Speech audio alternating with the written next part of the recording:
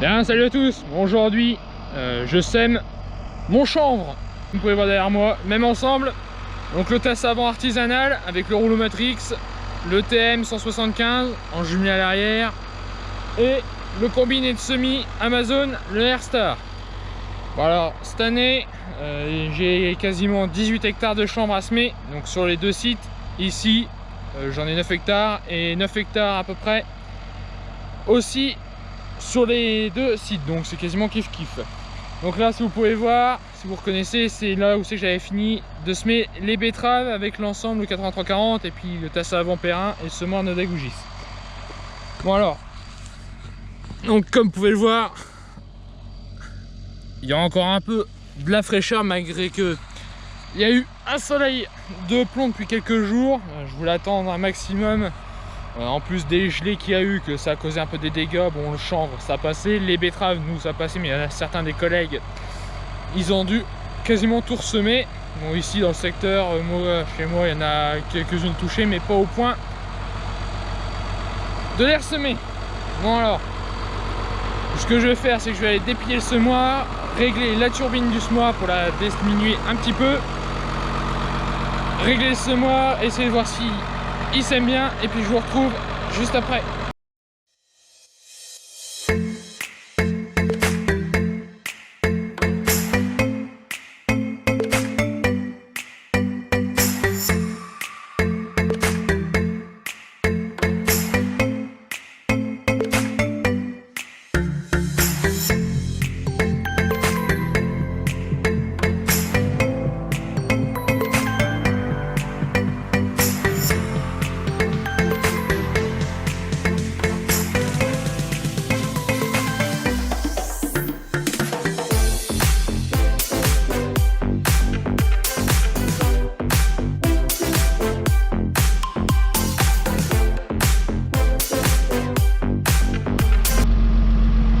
On va aller voir un peu le rendu que ça donne. Bon alors là j'ai déjà fait donc mon essai, j'avais mis dans le semoir de façon à pouvoir faire un petit peu plus d'un hectare, 1 hectare 11. Donc là je l'ai fait, je viens d'aller remplir, mettre le big bag de semences. Et là on va essayer de trouver un peu des graines. Alors ça va pas être facile parce que étant donné que c'est de la semence qui est pas traitée, on va essayer d'en trouver une pour vous montrer. Ah, bon bah, je peux dire j'ai un sacré coup de chance parce que au bout de la pointe du couteau, c'en est une. Bon, malheureusement, elle est éclatée, donc celle-là, elle donnera rien. Et pourtant, j'ai diminué déjà la vitesse de la turbine pour essayer d'en casser le moins. Donc là, je l'enterre pas trop profond. Je suis à 2 cm à peu près, 2 cm, 2 cm 5, histoire de vraiment positionner la graine vraiment dans la fraîcheur. Là, comme vous pouvez voir, j'ai un tracé, donc la limitation de la fourrière, et vous pouvez voir en dessous c'est encore bien frais. Bon, ce que je vais faire, c'est que je vais aller régler la vitesse de la turbine, et c'est avec une petite molette qui se trouve, une petite vis pointeau qui se trouve sous le semoir. Donc je vais aller régler ça et je vais vous faire quelques prises de drone et je vous retrouve juste après.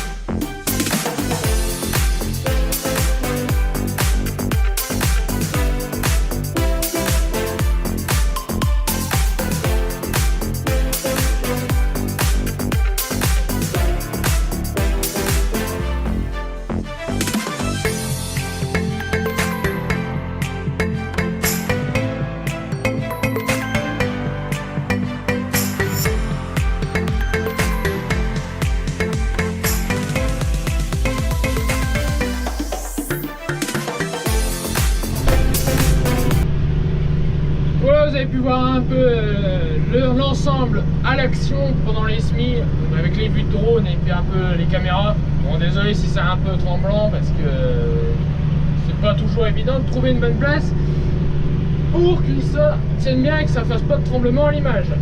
Bon, sinon pour vous donner un peu des ordres d'idée, donc je tourne actuellement, je vais vous mettre comme ça, vous verrez mieux, à 6,2 km/h, à peu près à 1500 tours moteur, et j'ai déjà fait 3 hectares 7 dans la parcelle. Bon, sachant que la parcelle fait un petit peu près 7 hectares, ça doit être 6,96 il me semble. J'ai quasiment presque fait la moitié. Bon, alors cette année, donc j'ai à peu près, on a 18 hectares de chambre au total. Donc suivant les années, on va dire ça représente entre une dizaine et 18 hectares. En fonction des autres cultures, des précédents, etc.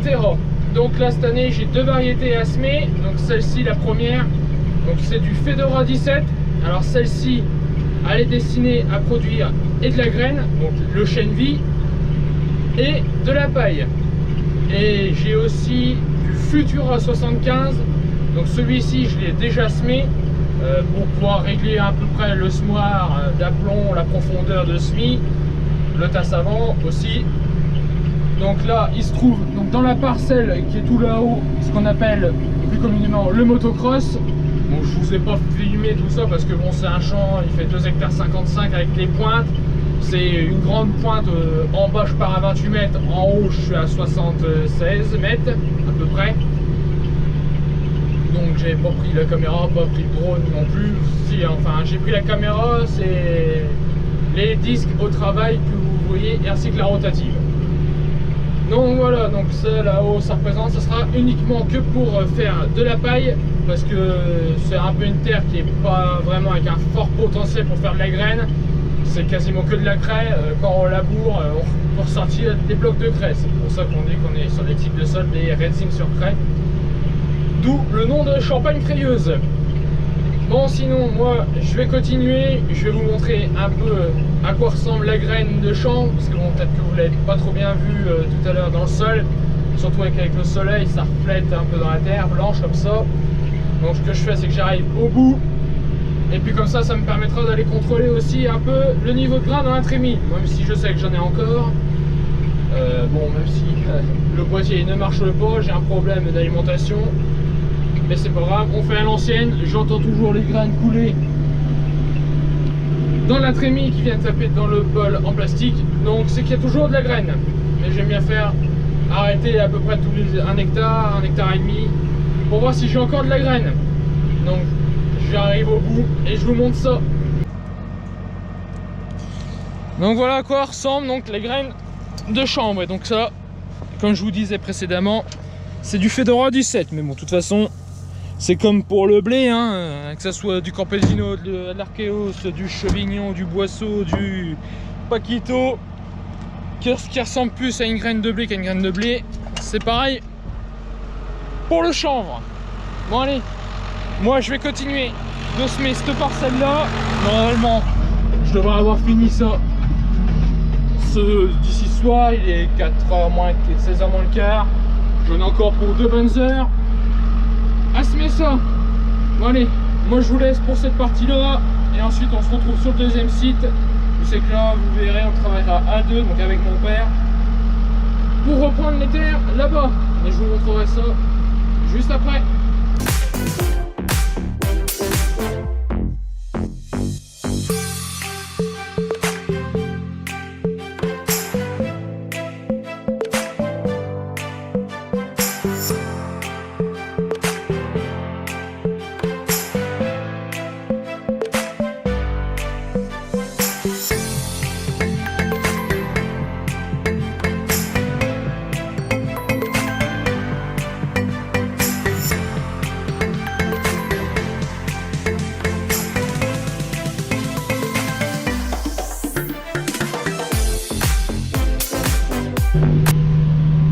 Je vous retrouve aujourd'hui donc sur le deuxième site de la ferme pour continuer à semer le champ. Donc là je suis dans la plus grande parcelle que j'ai, donc elle fait 7 hectares 70, donc il va du champ de blé que vous voyez là-bas au champ de blé là. Bon, comme vous pouvez voir, on a commencé. Devant vous, vous avez là-bas mon père avec le 85-60, le Vibroflex Bronze Kid devant en 4 mètres et le Vibro de 6 mètres, le même que vous avez pu voir, qui était attelé au massé quand je semais les betteraves avec mon cousin. Donc je vous expliquerai pourquoi on a pris ça juste après. Là, comme vous pouvez le voir, j'ai fait quelques vues au drone, je vous mets ça tout de suite et puis je vous retrouve après dans l'autre tracteur pour vous expliquer pourquoi qu'on prépare là et qu'on n'a pas préparé sur le premier site. Allez, je vous laisse.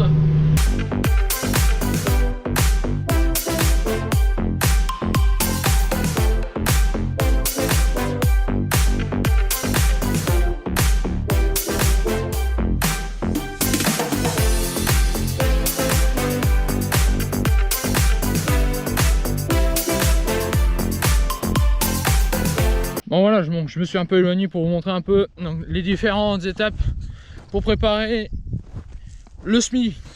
Donc là vous voyez, ici on est sur le labour. Donc comme vous avez pu voir donc, à la fin de la vidéo que j'ai fait en tout début d'année, bon, ça s'est pas trop mal arrangé on va dire. Bon, il y a quelques repousses d'adventices. Bon, elles ont cramé avec le soleil puis un peu la sécheresse, hein, quand on voit un peu les crevasses que ça fait. Et la poussière que ça donne. Bon, alors sur le 85 on a mis le Vibroflex à l'avant tout simplement parce qu'ici vous voyez il y a les passages donc du Terragator. Alors Terragator, c'est qu'est-ce que c'est? Ce qu'on appelle le Terragator, c'est un épandeur automoteur pour égaler les fientes de cochon, ce qu'on appelle chez nous. Donc je vous montrerai ce que c'est le petit tas noir que vous voyez là-bas. Donc c'est un engrais organique qu'on met surtout principalement pour faire les betteraves, le chanvre et le maïs chez moi. Donc on le met devant parce que c'est tellement tassé que simplement le vibro dedans, les dents sauteraient et ça ne ferait rien du tout. Donc c'est pour ça qu'on met le Vibroflex avant, pour défoncer, sous-soler le passage. Et là, on est rendu donc après. Alors vous voyez, en dessous, c'est vraiment de la fraîcheur, c'est impeccable. Le vibro, il arrache les petites adventices. Et ça fait pas un trop mal rendu. Bon. Et puis c'est surtout que je ne voulais pas préparer et laisser sécher une journée, parce que la fraîcheur qui est là, avec le temps qu'on a, bon, on a eu une petite averse là à l'instant, pas grand chose, hein, 3-4 gouttes, histoire de faire chier le monde. Mais je voulais pas laisser ça sécher avec les chaleurs qu'il fait. Actuellement on était à 25 hier, donc ça aurait séché, blanchi, et toute l'humidité serait en allée. Et là, donc après le passage du semoir, donc du tasse avant, et du combiné de semis, donc avec les deux rouleaux Matrix, franchement, quand vous voyez les agrégats, elles étaient grosses comme le poing et elles sont revenues, elles étaient un peu comme celle-ci et elles finissent en chiquette et ça fait pas du trop mal boulot, ça fait bien aplomb. Bon, du coup moi j'étais parti reprendre mon père parce qu'il est reparti pour pouvoir faire les vaches. Malheureusement comme vous allez pouvoir le voir à l'autre bout, j'ai le 85-60 qui est le capot ouvert parce que c'est enfoiré. Alors là, il n'y a pas d'autre mot. Impossible de le faire démarrer. Ça fait 10 minutes que j'essaie de le faire démarrer. Il veut pas se lancer. Il y a du coup, il y a du jus, il y a du voltage, il y a du démarreur, mais il n'y a pas d'explosion. Alors, bon, il y a sûrement peut-être une prise d'air. Il s'est sûrement désamorcé depuis que mon père l'a laissé en plan. Bon, j'ai essayé de le refaire redémarrer en ouvrant un injecteur. Bon, pour ce tracteur là, pour le faire redémarrer, faut en ouvrir au moins 3 ou 4. Bon, du coup tout seul c'est quasiment mission impossible. En plus de ça, en montant je me suis cassé la gueule. J'ai tordu un peu la clé, heureusement je l'ai pas cassé dans le Neyman, dans le contacteur, dans le commutateur. Donc du coup, j'attends, mon père était pas très loin, donc il va revenir. Il y avait notre clé dans le tracteur, dans la voiture. il va revenir, essayer de le faire redémarrer avec lui pour pouvoir ouvrir les injecteurs en même temps. Et puis j'essaie de vous reprendre juste après, vous faire quelques vues du travail, donc du vibroflex et du vibroculteur. Et puis je vous retrouve après dans le semi.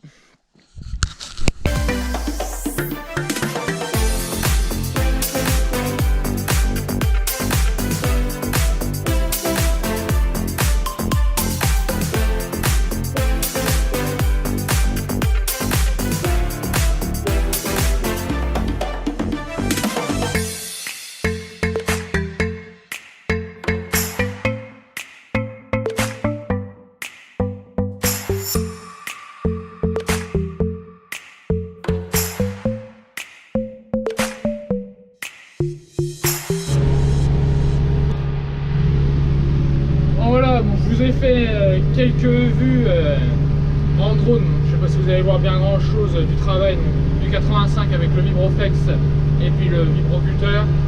J'ai pas pu vous tourner de vidéo dedans parce que tout simplement hier là je suis le lendemain quand je suis tombé en panne. Le 85 on n'a pas réussi à le faire redémarrer même en ouvrant les 6 injecteurs et puis tout le tralala. On sait ce que c'était la panne, c'est ce qu'on appelle le solénoïde, donc ce qu'on appelle plus communément l'arrêt moteur au niveau de la pompe à injection. C'est l'électrowane qui vient ouvrir et fermer, quand on vient tourner la clé, ouvrir et fermer le circuit d'alimentation du gasoil. Et le problème c'est que bon, elle vieillit mal, c'est un défaut, hein. Avec la chaleur, le tracteur quand il est à chaud, l'électrowane se dilate et la résistance est tellement grande que ça ne parvient plus à ouvrir et donc elle reste fermée même après le contact enclenché. Donc là on en a une en plus, donc j'aurais plus qu'à le changer. Je vous montrerai ça plus en détail vraiment ce que c'est ce qui fout la merde, on va dire. Je vous prendrai une photo, je vous mettrai juste après. Bon, sinon moi, voilà, comme vous pouvez le voir devant moi, j'ai quasiment fini de semer la grande parcelle. Donc là, je vais attaquer à faire la fourrière en haut. Il me restera la fourrière à l'autre bout et le petit champ. Bon, et puis comme vous avez pu voir sur la vidéo de drone aussi, un peu, le Smor est unijambiste, hein. Comme vous pouvez voir, il manque son petit frère jumeau. Ce matin quand j'ai repris le roulement a dégagé, donc on a arrêté de bonne heure, on est reparti chez nous à la maison pour pouvoir le démonter. Et en fin de compte, donc le support du disque est bouffé et mort, les 2 roulements ont été foutus, donc pourtant j'ai juste fait une passée, hein. Donc vraiment pas de quoi s'alarmer, mais non, c'est les choix du métier, hein. Il y a des choses qui tombent en panne, donc on en a recommandé. Donc évidemment la portée, l'axe où c'est que vient se mettre les roulements, donc la portée des roulements est bouffée, donc l'arbre est mort. Donc au total il y en a pour un petit peu plus de 80 € de pièces. Bon, c'est pas encore une ruine, hein. Je pensais que ça aurait été encore un peu plus cher que ça, et ça va encore. Bon ben voilà, donc là on arrive au terme de la vidéo, donc moi je vais continuer. J'espère qu'elle vous aura plu, n'hésitez pas à vous abonner, à laisser un petit commentaire, j'y répondrai avec grand plaisir. Si vous avez des questions, n'hésitez pas. Et puis moi je vous dis à une prochaine vidéo. Allez, salut!